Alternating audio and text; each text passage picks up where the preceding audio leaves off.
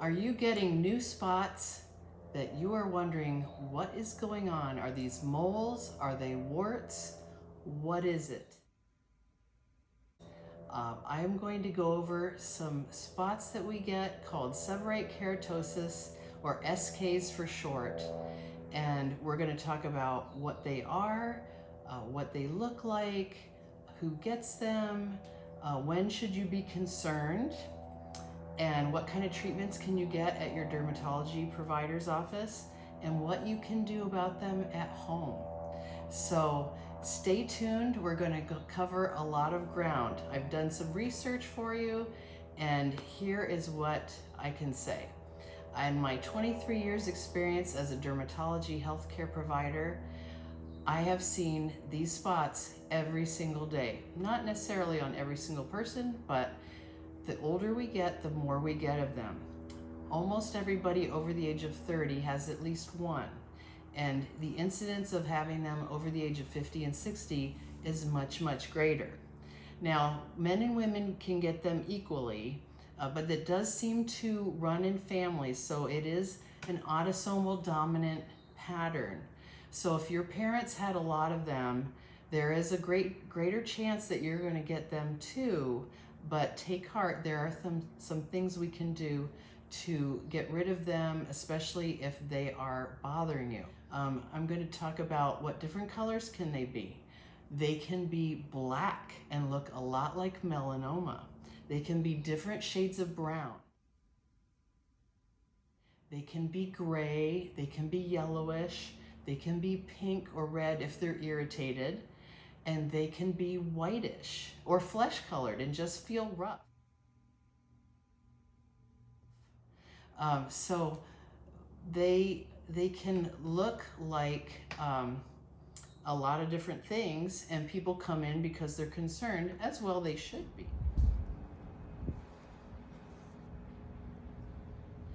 But especially if they are pink or red, they can look a lot like a squamous cell carcinoma, and sometimes the only thing to tell them apart would be to have a biopsy done at your dermatology healthcare provider's office. So that would be an incidence of when to get them checked out, is if they're reddish, scabbed, bleeding, that sort of thing. Or if they are black and you're concerned that it's melanoma, which it could look a lot like that. So that would be another good time for sure to get them checked out. What kind of treatments can be done? So at your dermatology provider's office, the most common thing to have done is the liquid nitrogen. It'll be applied to the spot, sprayed on there. The spot will turn white. It'll basically give it frostbite, and then it will puff up over the next day or two, and then shrivel, and then peel over the next 2 to 3 weeks. So if it's been longer than 3 weeks and it hasn't all come off, it probably needs another treatment. The thicker ones can take several times to freeze them to get them completely to come off. And if they're really, really big, another treatment would be to have them shaved off. So you can be numbed up, and then we can take a blade and just shave the whole thing off. Another treatment would be called keratose, and with that, we again numb it up, we cauterize it with the electrocautery, and that basically burns it, makes it all blackish, and then we scrape it off with a curette. A curette is like a little baby melon baller basically, and we just scrape it off because it's very superficial. If they're just small, you can have them just cauterized with the electrocautery, and then they'll peel off in a few days after that. Two things that would be more invasive and more painful would be the CO2 laser and dermabrasion. But those would be more drastic treatments. So now you're asking, what can I do at home? I will tell you. So there's at least 3 different classes of ingredients for you to look for. The first ingredient would be something called urea. Now, urea is a nitrogen-containing breakdown product of protein, and it will dissolve scale. And so if you look for urea in creams online, you can get up to a 40% urea.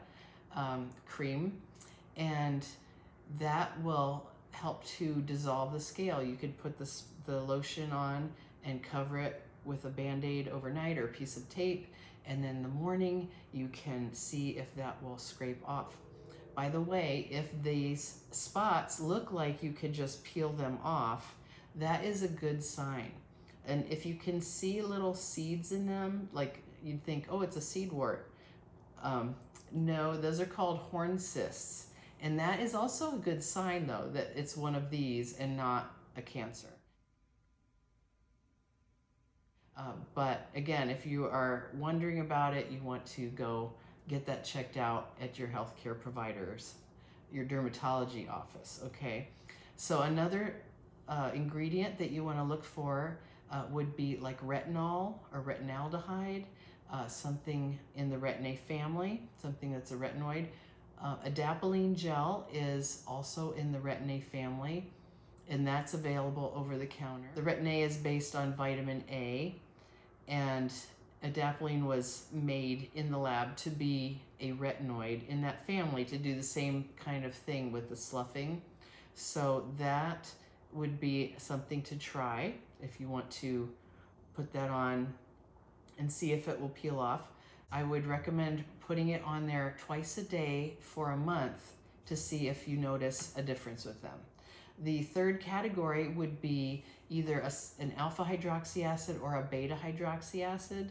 Now, beta hydroxy acids typically are absorbed better, and they are salicylic acid.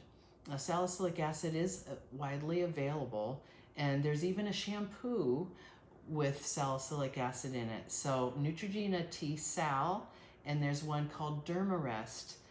But if you just Google salicylic acid shampoo, you'll find quite a few of them. There's a good one called DHS Sal shampoo. The salicylic acid also is found in aspirin. So if you take a white aspirin and crush it up and real fine into a powder and put it into some Vaseline, and you can mix that up, put it on your spot, and I don't know if that would be irritating.